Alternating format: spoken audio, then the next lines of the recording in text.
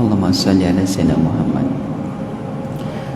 al-fatih lima ughliqa wal khatimi lima sabaq nasiril haqqi bil haqqi.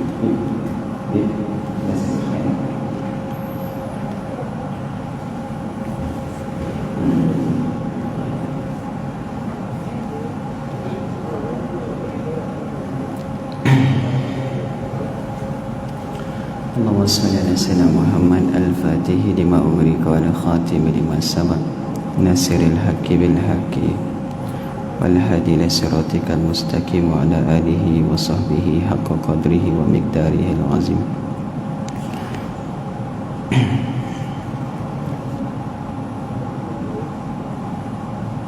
Allahumma salli ala sayyidina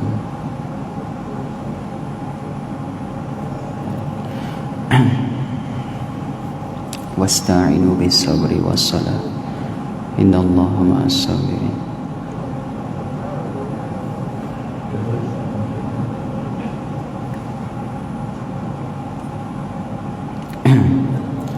Allahumma salli wa sallim karim barik ala habibina Muhammad wa ala alihi wa sahbihi haqqa qadrihi wa miqdarihi al-azim.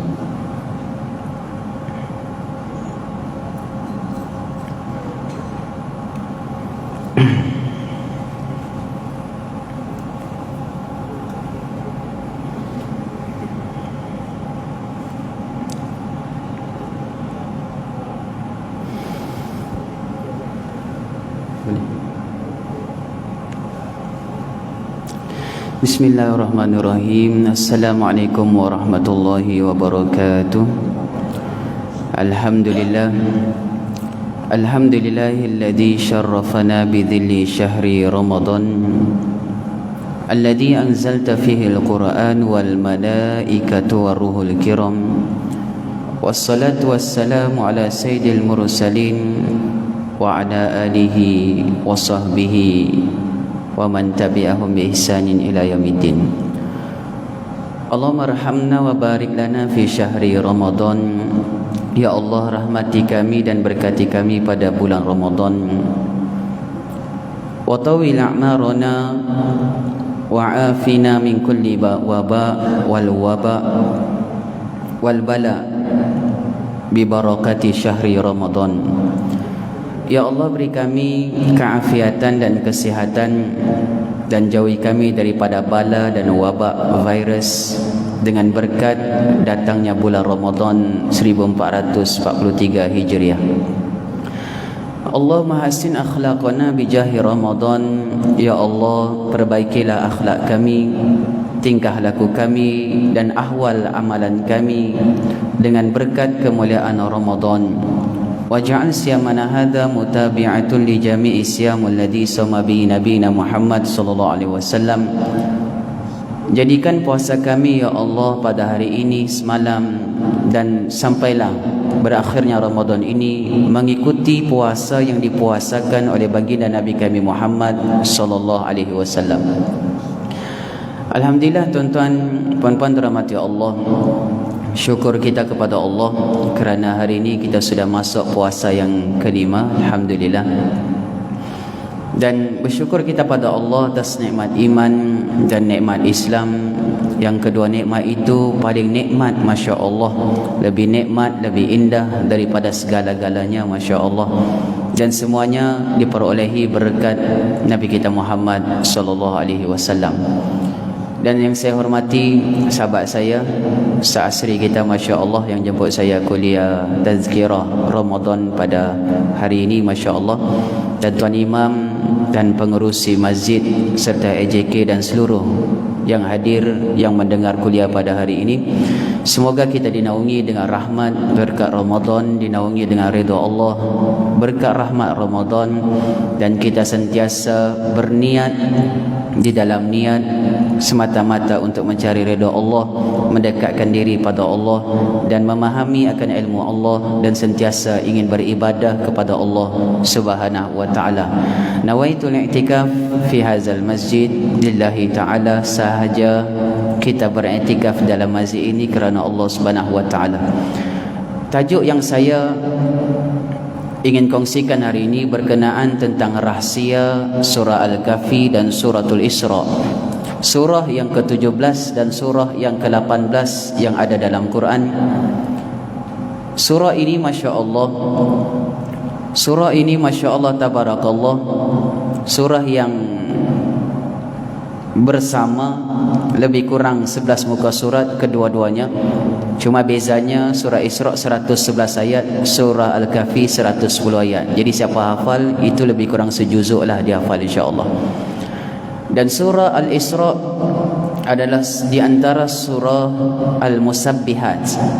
Al-Musabbihat maknanya surah yang dimulakan dengan perkataan tasbih. Jadi ada 7 surah yang dimulakan dengan perkataan tasbih di dalam Quran.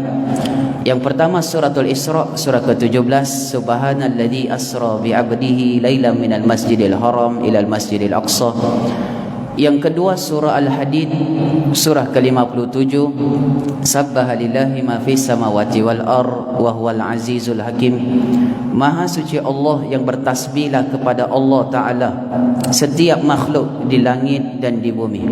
Jadi surah Isra tadi, maha suci Allah yang telah memperjalankan hambanya Nabi Muhammad daripada Masjidil Haram ke Masjid Aqsa pada sebahagian malam. Yang ketiga surah Al-Hasyr, surah ke-59 dalam Quran, sabbaha lillahi ma fis samawati wa ma fil ard wa huwal azizul hakim. Di langit dan di bumi seluruh makhluk dan penduduk itu bertasbih mensucikan Allah dan juga mengagungkan Allah Subhanahu wa taala. Ditonton puan-puan dirahmati Allah, kita sebagai makhluk, sebagai hamba, sebagai manusia, maka hendaklah kita bertasbih juga pada Allah. Kerana malu kalau kita tidak bertasbih, sedangkan seluruh makhluk bertasbih kepada Allah. Jadi ada ruang masa ni bertasbihlah sementara ya, insya-Allah. Yang keempat surah Shaf, surah Shaf, surah ke-61 dalam Quran, sabbaha lillahi ma fis samawati wa ma fil ard wa wal azizul hakim. Sama juga maknanya tadi, bertasbih di langit dan di bumi kepada Allah. Surah yang kelima iaitu surah Al-Jumaat, surah ke-62, biasa kita baca pada hari Jumaat, masya-Allah. Yusabbihu lillahi ma fis samawati wa ma fil ardil malikil quddusil azizil hakim. Bertasbihlah kepada Allah Subhanahu wa taala di langit dan di bumi, Al-Quddus Al-Malik, iaitu raja. Bertasbih kepada raja segala raja, bertasbih kepada Allah yang maha suci, Al-Aziz Al-Alim, yang maha perkasa lagi maha mengetahui. Yang keenam surah Al-Musabbihat, iaitulah surah At-Taghabun, surah ke-64 dalam Quran. Yusabbihu lillahi ma fis samawati wa ma fil ardi lahul mulku wa lahul hamdu wa huwa ala kulli syai'in qadir. Di langit dan di bumi semua bertasbih pada Allah. Ya, lahul mulku wa lahul hamdu, bagi Allah lah kerajaan dan bagi Allah lah kepujian dan bagi Allah lah segala kekuasaan, masya-Allah. Dan terakhir ketujuh surah Al-Musabbihat, iaitulah suratul A'la, surah yang biasa kita baca, sunat kita baca hari Jumaat dan hari raya, dan insya-Allah kita biasa baca dan mungkin semua dah hafal surah itu. Suratul A'la, surah yang ke-87 dalam Quran, sabbihisma rabbikal a'la alladzi khalaqa fasawwa walladzi qaddara fahada. Bertasbihlah kamu wahai hamba dengan menyebut nama Allah Tuhanmu Al-A'la, yang maha tinggi.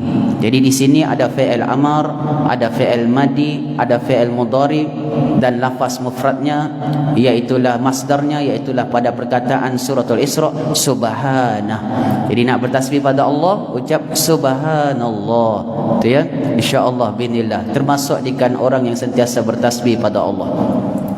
Jadi tuan-tuan puan-puan dirahmati Allah Subhanahu wa taala, surah Al-Kahfi pula masya-Allah, surah ke-18 dalam Quran, iaitulah surah yang memiliki 4 penceritaan di dalamnya. Yang pertama tentang Ashabul Kahfi, pemuda Al-Kahfi yang kuat imannya dan dapat petunjuk daripada Allah.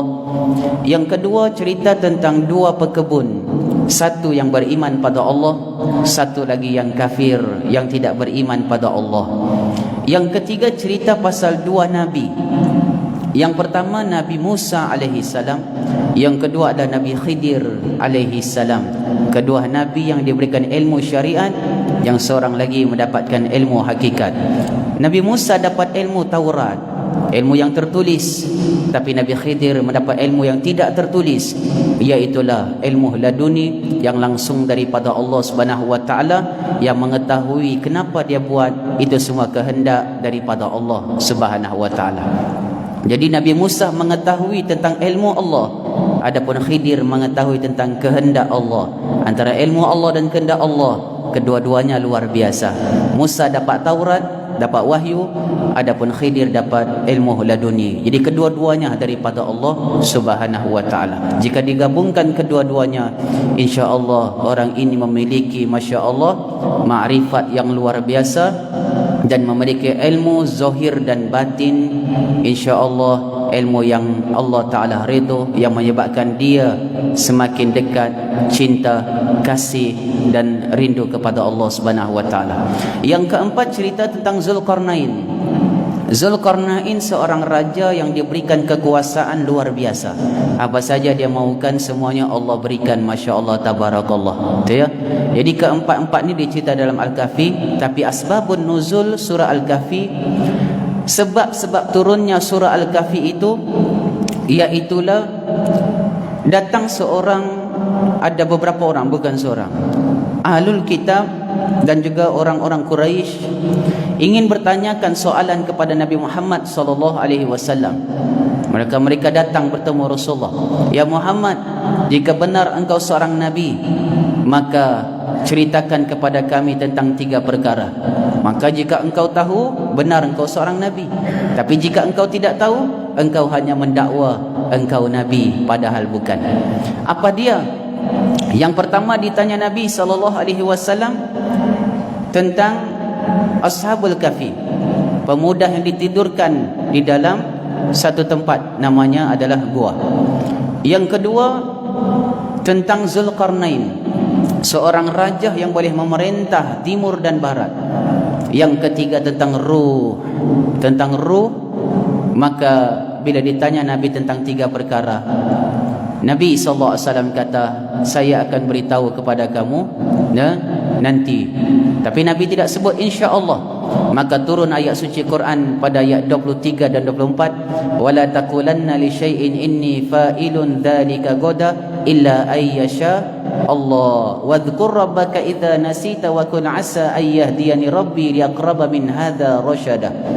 Wahai Muhammad, janganlah kamu mengatakan esok aku nak buat itu atau nak buat ini, kecuali dengan menyebut insya-Allah. Jadi pengajarannya, jika kita nak buat esok atau lusa, minggu depan, ada perancangan yang ke depan, maka hendaklah disertakan dengan perkataan insya-Allah jika Allah kehendaki. Ya? Maka Nabi SAW ditegur oleh Allah, Nabi tidak sebut sehingga 14 hari atau 15 hari baru turun wahyu beritahu kepada Rasulullah jawapan soalan yang diajukan oleh orang-orang Ahlul Kitab dan juga orang Quraisy, orang kafir Quraisy pada ketika itu. Maka 2 ada dalam surah Al-Kahfi, tapi 1 tidak ada dalam surah Al-Kahfi. Jadi 2 soalan terjawab dalam surah Al-Kahfi tentang pemuda. Lebih kurang jumlah pemuda itu ada kata 3 orang, yang keempat itu anjingnya. Ada kata 5 orang, yang keenam itu adalah anjingnya. Ada kata 7 orang, yang ke-8 itu adalah anjingnya. Itu disebut di dalam ayat 22 surah Al-Kahfi, sayaquluna, mereka mengatakan, salasuna warba'ina wa kalbuhum warba'ina kalbuhum. Mereka mengatakan 3, yang keempat itu anjingnya. Wa yakununa khamsatun sadisuhum kalbuhum, mereka katakan mereka tu 5, yang keenam itu anjingnya. Dan Allah lebih tahu perkara yang gaib. Dan ada mengatakan sab'atun wa thaminuhum kalbuhum qur rabbi ya'lamu bi iddatihim ma ya'lamuhum illa qalil fala tumari fihim illa mira'an zahira wa la tastafti fihim minhum ahada. Ada kata 7, yang ke-8 itu anjing. Jadi jumlah ini ragu, ada kata begitu begini, masya-Allah. Yang mengetahui adalah Allah Subhanahu wa taala. Allah saja mengetahui jumlah mereka berapa orang, masya-Allah tabarakallah. Jadi tuan-tuan puan-puan dirahmati Allah, Ashabul Kahfi ini mereka lari daripada kerajaan zalim, ingin menyelamatkan akidah dan iman mereka, masya-Allah tabarakallah. Maka Allah ilhamkan pada mereka, fa'u ilal kahfi yanshur lakum rabbukum min rahmati wa yuhayyi lakum min amrikum mirfaqa. Diilhamkan pada mereka untuk menyelamatkan diri, menyelamatkan iman, pergi ke gua. Namanya Al-Kahfi. Masya Allah. Masuklah mereka dalam gua. Mereka pun tidur dalam tu. Tidur tak sangka, tidurnya selama lebih kurang 309 tahun mengikut tahun Qamariyah, 300 tahun mengikut tahun Syamsiyah. Mengikut tahun Masihi 300 tahun, mengikut tahun Islam Hijri 309 tahun. Masya Allah. Itu ya, Allah dah sebut, walabithu fi kafihim 300 sinina wazdadu tis'a. Mereka tidur dalam gua itu 300 tahun ditambah 9 tahun. Mana 300 tahun itu tahun Syamsiyah, tahun 309 tahun tahun Qamariyah, ikut bulan. Masya Allah. Itu disebut pada ayat yang ke-24. Masya Allah. Allah tanya mereka, ditanya mereka dalam ayat Quran itu pada ayat 18. Tengok surah ke-18, pada ayat ke-18 dan ayat ke-19. Kalau ayat 18 itu ayatnya siapa baca, sebahagian guru kami mengatakan siapa baca ayat 18 surah ke-18 keluar daripada rumah, keluar daripada pejabat, daripada gerai dia, daripada restoran ataupun daripada kedai dia lah, kereta dia, dia baca ayat tu, maka Allah akan jaga keretanya, dilindungi daripada orang-orang yang ingin buat khianat, kerosakan dan ingin mencuri. Masya Allah.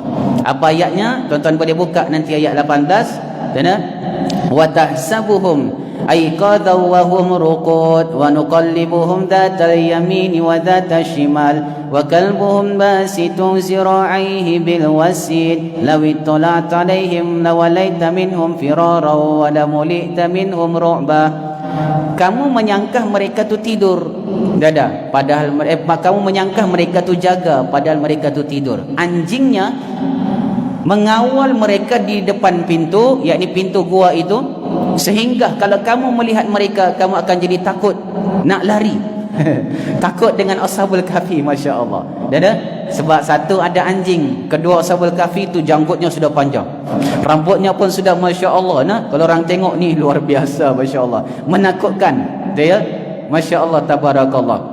Jadi bila orang nak buat apa-apa di rumah kita, kalau kita tak ada di rumah, kita baca ayat tu, orang nampak macam kita ada di rumah, seolahnya macam ada di rumah. Seolahnya begitu, sehingga orang takut nak masuk dalam rumah kita. Ya, seolah-olahnya begitu, kerana Allah Ta'ala mengirimkan malaikat untuk menjaga dan mengawal rumah kita. Ya, kalau Ashabul Kahfi yang kawal mereka itu anjing. Ya, sebab tu dikatakan anjing walaupun hukumnya najis mughalladha, dia najis yang berat, tapi Allah puji dia dalam Quran sehingga dikatakan anjing ini tergolong di kalangan ahlu syurga. Itu anjing najis mughalladha. Bagaimana kita manusia yang mengawal orang beriman, mengawal orang soleh, suka menyayangi para aulia, melindungi mereka, maka kita lebih lagi insya-Allah dimasukkan dalam syurga. Ya? Kalau anjing yang saja mengawal orang beriman 7 orang, itu sudah dikatakan kitmir akan menjadi ahli syurga. Namanya sudah harum dan disebut dalam surah Al-Kahfi, surah yang luar biasa. Bagaimana kita bukanlah haiwan, tapi kita manusia yang beriman kepada Allah Subhanahu wa taala. Jadi tuan-tuan puan-puan dirahmati Allah Subhanahu wa taala, ini bukan bermakna oh aku kena pelihara anjing. Oh tak, bukan begitu maksudnya. Dan ini nak bagi tahu kias. Jika seekor binatang saja mengawal orang beriman sudah mulia di sisi Allah, bagaimana orang yang benar-benar manusia, umat Nabi Muhammad di kalangan Bani Adam, mengawal, melindungi orang soleh, aulia, para wali, maka itu lebih lagi mulia di sisi Allah Subhanahu wa ta'ala. Ya? Maka janganlah jadi orang yang menghina orang beriman, janganlah jadi orang yang suka cari aib orang soleh, para aulia. Itu jangan tuan-tuan, kerana bila buka aibnya, Allah buka aib. Tapi syukurlah Allah bagi kita Ramadan, maka masuk Ramadan ni tak pernah dengar orang buka aib orang. Alhamdulillah berkat Ramadan. Itu kerana Ramadan tu bulannya mendidik tuan-tuan, sehingga dia didik manusia nak buat jahat, nak buat tak elok, nak buka aib orang itu orang ni, rasa aku puasa, ni bulan puasa, malu tuan-tuan. Hanya dengan Ramadan itu sudah menyebabkan kita sedar diri, masya-Allah. Inilah berkat Ramadan. Lau kana ya'lamul ibadi ma fi Ramadan la tamannas umat yang takuna sanakullaha Ramadan. Jika andanya setiap umat mengetahui kelebihan yang ada pada Ramadan, nescaya dia nak kalau boleh Ramadan ni setiap tahun, bukan setiap bulan, setiap tahun. Mana bukan setahun sekali tuan-tuan, mana setiap bulan tu, masya-Allah. Ramadan sajalah ya Allah, jangan bagi bulan lain. Sebab Ramadan ni semua orang jadi baik. Orang semua nak pergi masjid, nak salat berjemaah, nak buka Al-Quran, nak berzikir, nak selawat Nabi, nak qiyamul lail, nak puasa, masya-Allah, nak tahajud, nak bersahur. Allah, nak doa padamu ya Allah. Itu indah, masya-Allah. Itu hanya ada pada bulan Ramadan. Ya Allah, kami bersyukur kerana kami berada pada bulan Ramadan. Engkau telah kabulkan doa kami ya Allah. Balikna Ramadan, Engkau pertemukan kami dengan Ramadan ya Allah. Itu tanda Allah nak ampunkan dosa kita. Satu, kenapa Allah pertemukan kita Ramadan tahun ni? Allah panjangkan umur kita. Satu, kerana Allah nak ampunkan dosa kita. Kedua, kerana Allah nak jadikan kita ini orang soleh. Yang ketiga, kerana Allah nak berikan rahmat kasih sayangnya pada kita. Yang keempat, kerana Allah nak bagi kamu tu buka Quran, baca Quran, kalam aku, berbicara pada aku, Tuhan kamu, Quran itu petunjuk yang aku berikan pada kamu. Yang kelima, kerana Allah nak kurniakan pada kita kelebihan 1000 bulan Lailatul Qadar, masya-Allah. Itu hanya ada pada bulan Ramadan. Siapa dapatkan, mulia hidupnya sampai bila-bila, insya-Allah. Yang keenam, kenapa Allah pertemukan kita dengan Ramadan tahun ini? Itu kerana Allah Subhanahu wa taala nak kita banyak beramal ibadat. Yang seterusnya nak Allah Taala nak kita ini supaya banyak sedekah. Atau dekat-dekat buka puasa tu orang bersedekah itu pahalanya besar, berganda-ganda, masya-Allah. Ya? Dan ke-8, Allah nak kita banyak sembahyang. Bulan biasa, hari biasa, sembahyang sunat 2 rakaat, tak lebih dah. Tak ada orang 3 rakaat sebab witir 1 rakaat. Tapi bulan Ramadan indahnya, masya-Allah, itu boleh sembahyang sampai 20 rakaat, masya-Allah. Ada yang tambah lagi 3 rakaat, 23 rakaat. Dengar cerita di Yaman 93 rakaat. Subhanallah. Betul-betul jadi orang soleh. Jika istiqamah habis Ramadan, ini orang soleh. Kalau rezekinya lebih, itu akan jadi wali Allah. Sebab ibadatnya pada Allah. Imam Malik 36 rakaat tarawih di bulan Ramadan.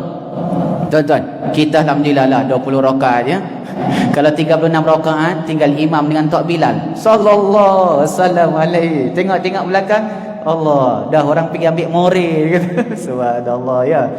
Alhamdulillah tuan-tuan, nak jadi soleh Ramadan itu, insya-Allah kalau kita tak mampu jadi orang soleh, kita lindungi orang soleh, kita berkawan dengan orang soleh, kita dekat dengan orang soleh, maka kita juga akan jadi orang soleh. Sebagaimana seekor anjing tadi yang menemani Ashabul Kahfi. Itu satu cerita dia. Ada ya? Cerita Al-Kahfi ni banyak tuan-tuan ya. Jadi yang kedua, Al-Zulqarnain. Wa yas'alunaka an dzil qarnain qul sa'atlu 'alaikum minhu ziqra inna makanna lahu fil ardi wa atainahu min kulli syai'in sababa. Mereka tanya pada Muhammad tentang Zulqarnain. Zulqarnain makna yang memiliki 2 tanduk. Ni tanduk Zulqarnain. Qarnun tu makna tanduk. Jadi kalau Qarnain itu 2 tanduk. Zul tu makna yang memiliki, yang empunya. Ya, macam Allah Dzul Jalali wal Ikram, memiliki kemuliaan dan kebesaran. Ada nama Zulkifli, ada nama Zul apa? Zul Arifin. Oh, na'udzubillah min zalik. Kalau indah orangnya, alhamdulillah ya. Semoga Allah beri hidayah kepada kita semua. Zul Arifin makna yang memiliki ilmu. Arifin makna apa? Arifin orang yang memiliki ilmu yang mendalam tentang makrifat pada Allah. Maka digelar Arif Billah. Semoga orang bernama Zul Arifin diberikan kepada mereka ilmu yang luar biasa, iaitu ilmu ma'rifatnya mendalam kepada Allah, sehingga tak ada dia cinta melainkan Allah, sehingga tak ada yang dia ingin mendekatinya melainkan Allah Subhanahu wa taala. Ada orang nama apa lagi? Zul Asri. Zul Asri, yang memiliki masa, Masya Allah, yang empunya masa. Mungkin dia akan jaga masa. Oh, masa tu dia jaga. Jadi masa kita kuliah berapa? 2 jam kan? 2 jam kuliah ni, tazkirah. Kelak asri kita ya. Setengah jamnya ya. Sekejap lagi kita offline insya-Allah ya. Jadi Zulkarnain ini katakan, wahai Muhammad, Zulkarnain itu inna makanna lahu fil ardi, kami telah berikan padanya kemuliaan, kedudukan, kekuasaan yang luar biasa di bumi. Apa saja yang dia mahukan kami berikan, wahai Muhammad. Dia nak menguasai timur, kami bagi, wahai Muhammad. Dia nak menguasai barat, kami bagi, wahai Muhammad. Kami mudahkan laluannya, semua tunduk kepadanya. Dia nak menguasai Ya'juj dan Ma'juj. Qalu ya Dzal Qarnain inna Ya'juj wa Ma'juj mufsiduna fil ardh fahal naj'alu laka kharjan 'ala an taj'ala bainana wa bainahum sadda qala ma makanni fihi rabbi khairu fa'inuni biquwwatin aj'al bainakum wa bainahum radma atuni zubaral hadid. Tengok Zulkarnain, Ya'juj Ma'juj tu kuat buat kerosakan, kebinasaan. Dia jumpa orang dia bunuh, dia jumpa binatang dia bunuh, dia jumpa tempat kawasan dia hancurkan, dia rosakkan. Dia jumpa air kolam, air tasik, habis dia minum. Wahai Zulkarnain, betul-betul mereka itu selalu merosakkan kami ataupun menzalimi kami. Wahai Zulkarnain, wahai Zulkarnain, tolong kami, halang kami, buat dinding supaya kami ini terhijab daripada mereka. Kami bayar upah padamu, wahai Zulkarnain. Berapa kamu nak, kami bagi. Tengok apa ruh yang ada pada Zulkarnain. Zulkarnain kata, qala ma makanni fihi rabbi khairun. Apa yang Allah telah berikan pada saya, kekuasaan timur barat, apa saja saya mau, semua Allah bagi. Dan bahasa kamu semua aku faham. Itu lebih baik daripada upah yang kamu nak bagi pada saya. Upah kamu simpan, saya akan buat ini semua kerana Allah, kerana nak rahmat Allah, kerana tak ada yang boleh untuk membantu saya buat ini melainkan Allah Ta'ala. Allah. Maka dia jawab apa? Qala hadha rahmatun min rabbi, ini rahmat daripada Allah. Maka dia buat dinding, tuan-tuan, sampai atas, tertutuplah hijab dinding yang tinggi luar biasa antara dua gunung, antara Ya'juj dan Ma'juj, dan juga manusia yang inginkan kebaikan dan beriman pada Allah tadi. Ini berkat Zulkarnain. Zulkarnain tak cinta dunia, dia cinta Allah. Macam Ashabul Kahfi pun tak cinta dunia, dia juga cinta Allah. Ada lagi cerita luar biasa, Khidir dan Musa, kedua-duanya tak cinta Allah, itu pun cinta Allah. Itu roh mereka luar biasa. Ada lagi satu dalam cerita Ashabul Kahfi ini, dalam surah Al-Kahfi, satu yang boleh kita ambil pengajaran daripadanya, iaitu tentang dua pemuda, dua pekebun yang berkebun. Satu berkebun tak beriman. Jika dia masuk kebunnya, dia tengok, wow, mewah, kebun aku menjadi luar biasa, ada tanah 100 ekar, Masya Allah, itu semua penuh dengan buah, hasilnya luar biasa. Dia masuk dalam, dia kata, aku rasa ini kekal sampai bila-bila, 70 keturunan takkan habis. Aku rasa kiamat tak berlaku, takkan binasa aku punya kebun ni. Kata kawannya tadi, wahai sahabat, sepatutnya jika engkau masuk dalam kebun, mu tak boleh kata begitu. Sepatutnya kau kata apa? Sepatutnya kau kata, qala sahibuhu akfarta billadhi khalaqaka min turab thumma min al-fatin thumma sawwaka rajula lakinnahu wallahu rabbi wa la usyriku bihi bi rabbi ahada walaula id dakhalta jannataka qulta ma syaa Allah la quwwata illa billah. Ini pengajaran kita boleh ambil setiap kali masuk rumah yang cantik mewah, yang dah indah kita hias. Yang kedua, masuk dalam kereta, kita baru beli, cantik kereta kita berbanding orang lain, kereta kita lebih hebat, berkualiti dari orang lain. Atau masuk pejabat, aku ada pangkat sekian. Tuan-tuan, hendaklah dikatakan, Masya Allah, la quwata illa billah. Ini semua kehendak Allah, Allah yang bagi kat saya. Aku tak ada daya untuk dapatkan kedudukan ini, dapatkan semua ini, melainkan daripada Allah. Ini adab dia. Masuk, baca tu, supaya Allah tidak binasakan yang kita miliki tadi. Macam semua tu pinjaman saja. Tahu apa berlaku dengan pekebun tadi? Esok tu, bila dia kata, takkan binasa lah kebun aku ini, esok tu Allah bagi binasa. Banjir, taufan, masuk-masuk di dalam. Allah, celaka lagu. Sepatutnya aku tak boleh kata begitu, katanya. Patut aku dengar engkau kata, Masya Allah.